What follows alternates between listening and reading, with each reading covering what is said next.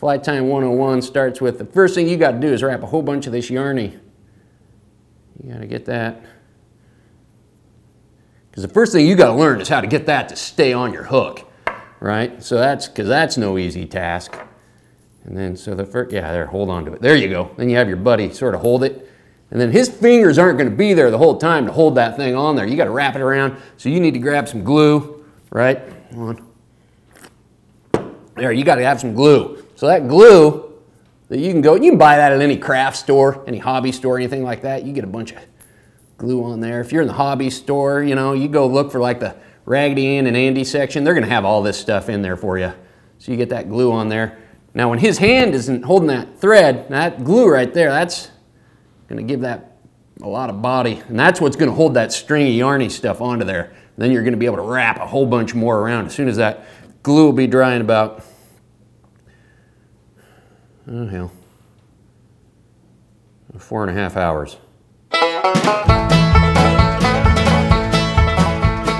The real adventures of fly fishing expert Hank Patterson, your fly fishing guide.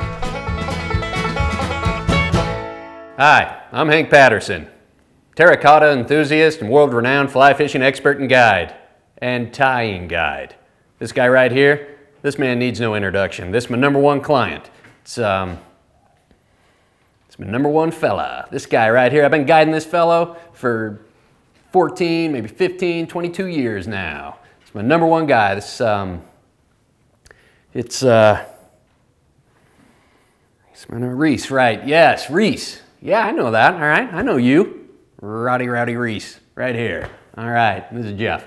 So today we're gonna be tying some flies. Now, I can't tie and host an award-winning show at the same time. You know, it's like, hey, can you chew and eat at the same time or walk around and chew gum or something? You can't do it.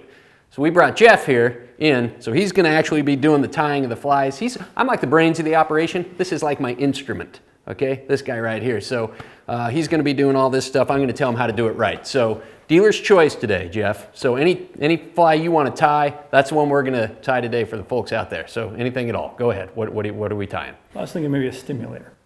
No, God, no, no. So something exciting, right? So this is your one opportunity to be on the, you know, show with Hank. So anything at all. I mean, really let your imagination run wild. What are we gonna tie? About a royal wolf. Yeah, no, God, a royal, no. Something, so what we wanna tie is something that's gonna work 12 months out of the year on any body of water, anywhere in the world. That is the fly. So everybody gets something out of it. So what is that fly? What is that one single fly that we're gonna tie today? Double humpy. No, try again. Not that. Midge. No, but anything you want, but just so what do you really want to tie? Ladybugger? No, you don't. God, no. So we don't want to just tie any fly, right? Because anybody can do that. What we want to do is make up a fly. They call that free balling, right? Free balling, when you're just making up your own fly. I mean, if we're going to tie a fly today, let's really do it right, right? So we get a whole bunch of that stuff, like a little pom-pom. You go to a football game, what's the #1 thing you're looking at? Gal holding pom-pom. Cheerleader. Yeah, cheerleader, holding the pom-pom, right? And already the fish are like, oh, baby, you know, I want to get myself a little bit of that pom-pom action. Now, what's the other thing? Back off. Look at that. What am I doing here? Making a little kite. You want all kinds of crap hanging off of there, all kinds of different colors. You go down to the beach, right? People are flying kites. What are you going to do? You can look up the kite. Oh my gosh, look at all those kites, right? And if you could grab one, if one came down close enough, you'd be just like that. That's the same thing with fish. They see that, they see a little kite pattern like that coming down the way, right? They're gonna reach up and they're gonna grab it with their mouth because they don't have thumbs, they don't have hands, so they're gonna grab it with their mouth and you're gonna wham. Now, kites always look like what? A little dragon.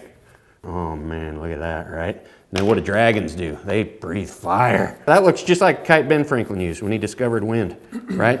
Ben Franklin was out, he's like, oh man, I'm gonna invent wind. You should start tying that stringy stuff on there now because we're gonna want that glue to dry. So what you want to do when you're tying flies like Jeff here is you want one of these, that thing.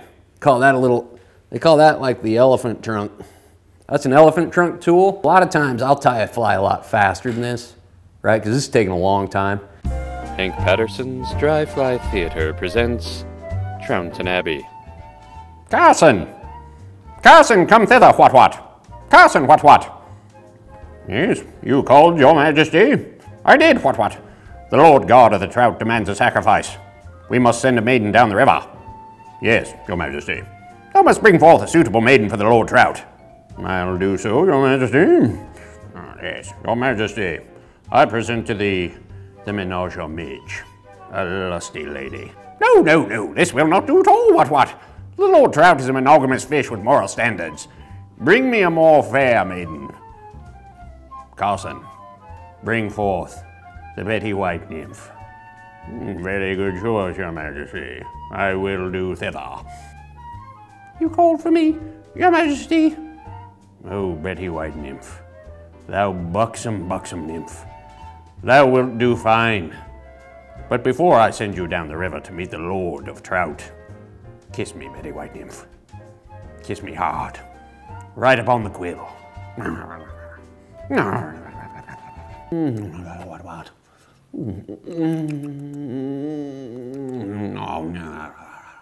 Do you like get together with friends and tie? Do a lot of that sort of thing? Like you guys have a little club or something like that? Like a sewing circle? My mom used to make these little rugs. They call that latch hook. My mom used to do that a lot. You have to have really delicate hands to like tie like this, don't you? Like you've never done a day of honest work in your life. You guys get together and you're like, oh man, we're gonna all have like martini and Razziasti spumanis and stuff like that, or like tea or something like that. And then like you guys like watch episodes of the Gilmore Girls. I get a sense that you tie a lot of stuff that you're ashamed of. That's something you can be proud of right there. Have that hanging off of it, right? So that thing, right, this bead thing, you can get that, like basically you can pull that off an old key ring.